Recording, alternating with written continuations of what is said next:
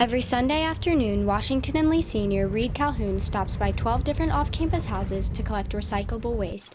During a time of national cutbacks on environmental protection, Calhoun is taking control of sustainability at a grassroots level. The students pick up their recyclables and leave them on the porch for him to collect on his weekly runs. I'd really like to see sustainability become more important in our school's community. Most of these students were throwing away all of their waste until Reed came into the picture.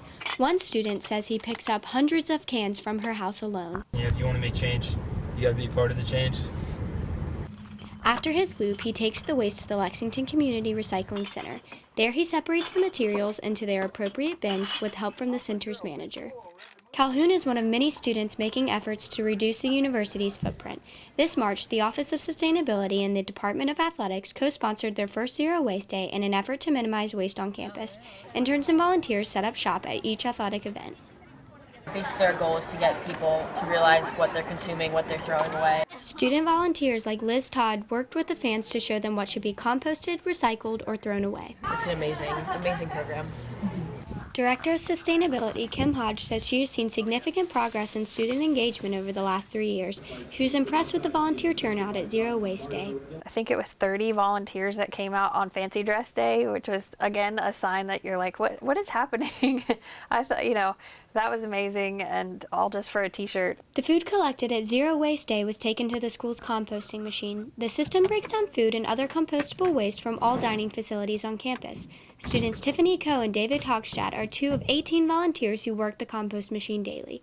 Compost at W&L has grown exponentially over the last 8 years, according to Kim Hodge. In 2008, they composted around 9,000 pounds of waste, and in 2016, they composted nearly 23,000 pounds. That compost is then used to fertilize the campus garden. 60% of the fruit, vegetables, and herbs grown in the garden go to the school's cafeteria D Hall. The rest is given to the campus kitchen, which provides meals for low-income families in the community. New gardens will be sprouting up around campus soon. Campus garden manager Nicole Poulin is working with student volunteers to create a small vegetable and herb garden outside a student residence called the Culinary House. Students who live in the house will be able to grow their own produce as soon as the garden is ready. Nicole hopes to spread this sustainable food system to other themed houses on campus. She said she has enjoyed working with the students and seeing how they have learned in the process. Seeing them learn and take something away, even as small as identifying a plant or knowing where their food comes from. Nicole plans to explain all of the gardening details to students at the house. Soon they will be cooking up meals with ingredients right outside their doorstep. From the Rockbridge Report, I'm Catherine Savoca.